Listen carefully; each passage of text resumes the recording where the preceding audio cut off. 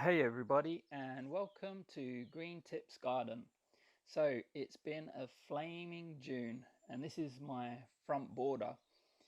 As you can see, I've got a variety of different plants, but today we're going to focus on deadheading, and in particular deadheading roses.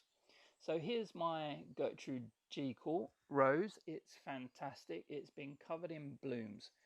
But as the season progresses, and now we're in mid-June, you can see that some of the flowers have gone over. They're beginning to look a bit scruffy. So what we want to do is to maintain the look of the plant and also to promote flowering. And that's what deadheading accomplishes. By removing those scruffy blooms, you allow the plant to focus its energy rather than on producing rose hips. It focuses on producing more flowers, especially if you're keeping it well watered and fed. What the rose will normally do is produce flowers to attract pollinators.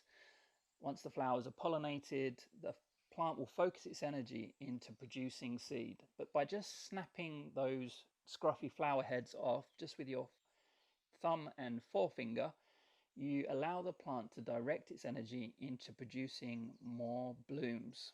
However, if you've got a rose that produces ornamental hips or seed heads that you really like, you wouldn't want to do this. You want to allow that plant to produce those seed heads.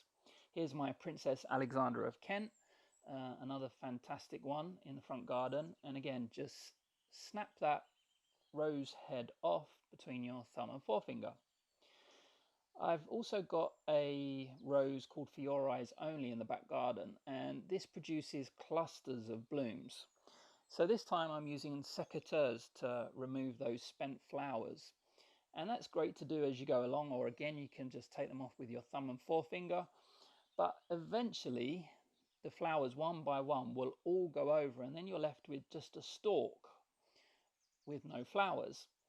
So it's important to now remove the stalk back to a junction between the leaf and the flower stalk.